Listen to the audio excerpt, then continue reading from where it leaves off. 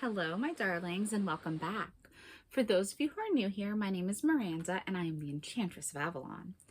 And today's video, as I'm sure you saw by the title, is all about spooky sea sirens, which I thought was a perfect way to bring in the fairy element, the water fae, the spooky mermaids, with the spookiest season of the year as we are finally in October. So happy October, everyone. But before we get into the topic at hand, I did want to give some reminders or updates for those of you who might not be regular viewers here, that other than running this YouTube channel, I also do have my own online business. I run, first of all, a blog, whiteroseofavalon.life. My blog is in there, and it did start as a blog. But I also have products and services available. I have a line of herbal teas. You can choose from 7 different blends to have a soothing, cozy autumnal night in while reading ghost stories or watching horror movies. And I also do provide tarot reading services to gain some insights as we go into the dark half of the year. A lot of us have questions over what life has to bring in the coming months. So the shop link and link to blog post is always in the description box below, as is my Discord server, which is free to join for anyone if you just want to have a community to talk about these types of topics with. And I also have a Patreon, which is a fairy mystery school and mystery community that has 3 different tiers. That's linked down there too. And now that I've gotten past my little updates, let's get into the spooky sea sirens. I decided, because I don't want this video to be insanely long, there are lots of different ways to go about talking about spooky sea sirens and spooky water fae in general. There's actually a lot of them. Even though we think of mermaids as being, pretty and beautiful, and they are, and, beneficent. And some of them are. We have a lot of stories where they aren't, and from all around the world. So I'm narrowing it down to just talking about 3 species, so to speak, of spooky sea sirens. The third is not really a sea siren. They're actually more rivers, but I like the alliteration. More river spirits. We are gonna go into this. So we're going to begin with the Russian or Slavic sea siren, or she appears in any body of water, really, and that's the rusalka. The rusalka, or rusilki in plural form, are these Slavic sirens that will lure in men to the body of water they're inhabiting. And again, this can be a lake, this can be a river, it can be the ocean. Doesn't really matter which it is, but she's inhabiting this body of water. And I think more often I view her as kind of like a lake siren.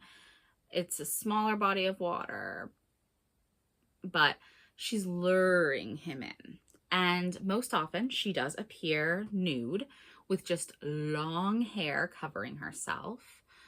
And she's very beautiful.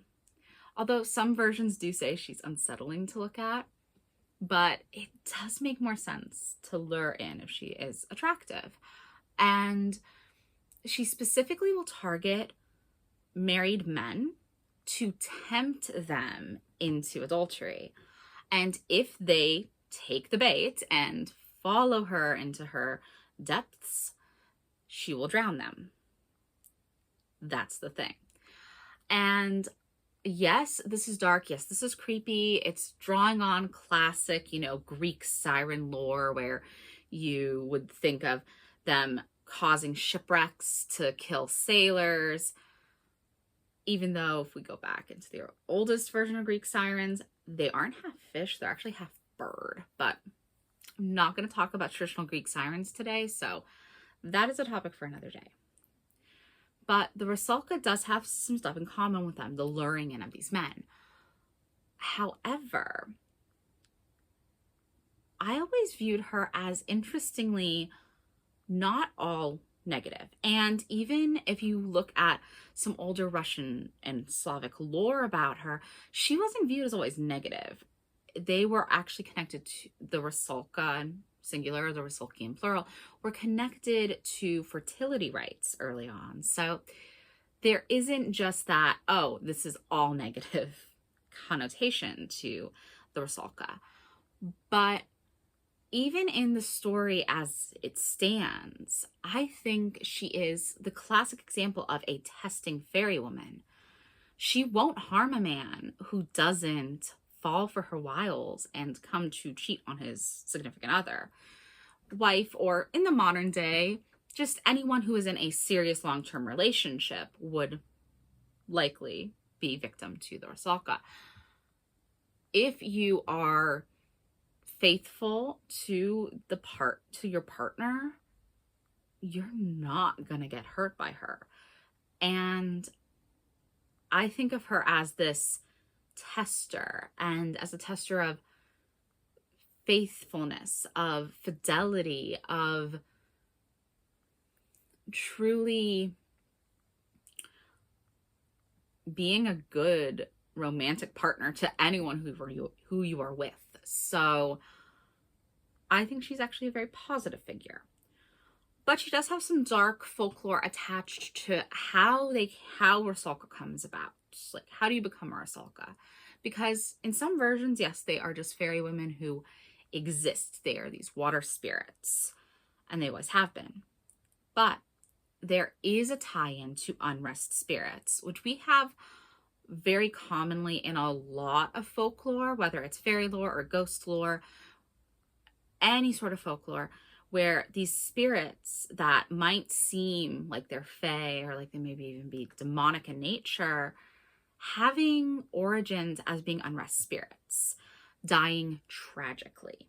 And in the case of the Rusalka, there are versions of Rusalka lore where she began as a woman who was drowned by her lover when they were supposed to like run off together.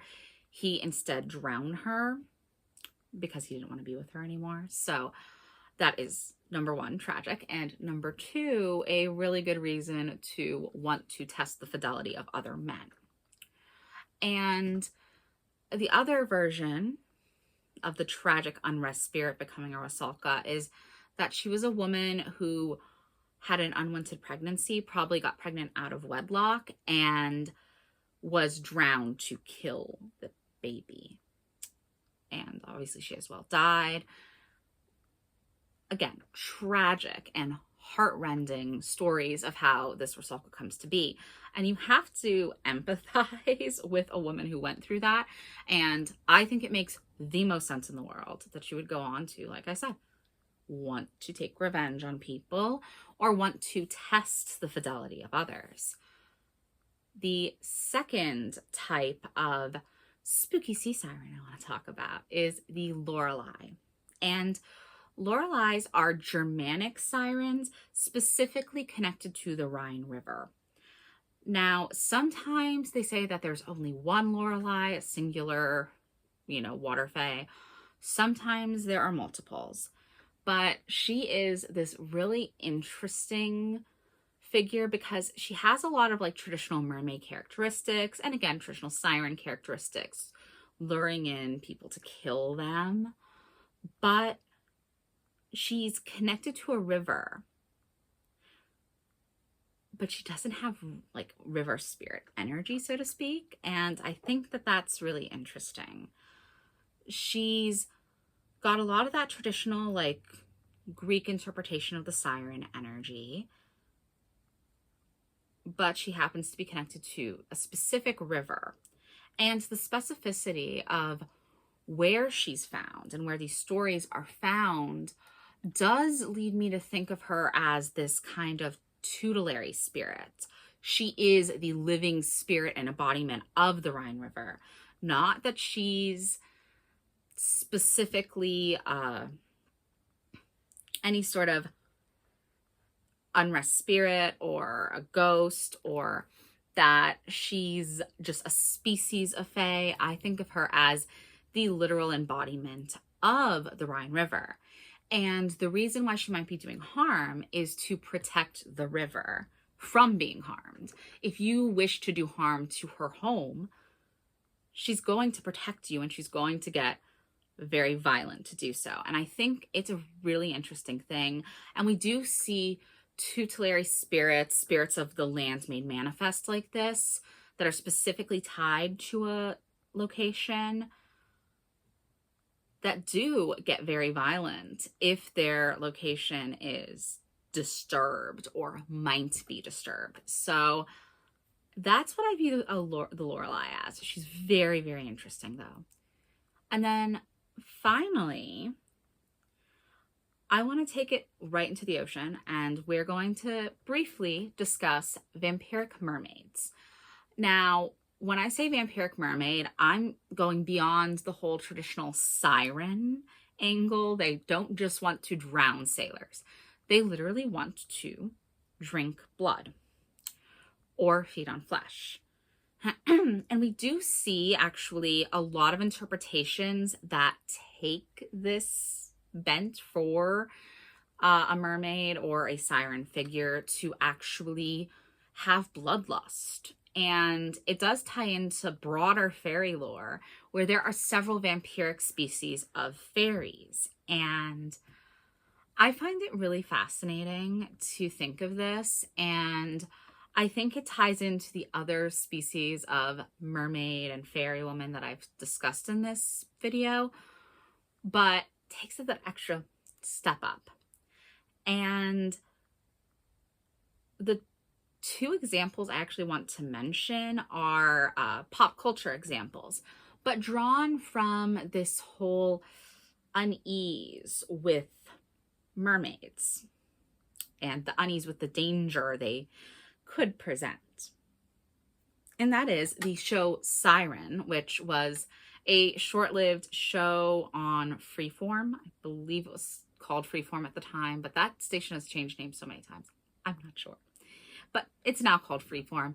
And it was on for a few years. It's, again, that much more violent mermaid who is, you know, bloodthirsty, and one who is very different. The central character in the show doesn't want to harm humans the way her other, you know, mermaid pals do. And that's very interesting.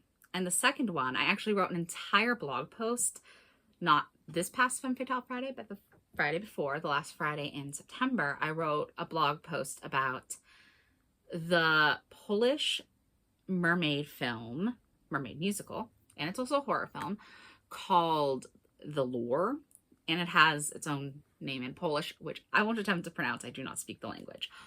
But it is an absolutely beautiful film, and it is really dark and disturbing. It's body horror, which is really well done. And it's actually the first tag you'll see on IMDb is body horror for that film. And it very much so is body horror.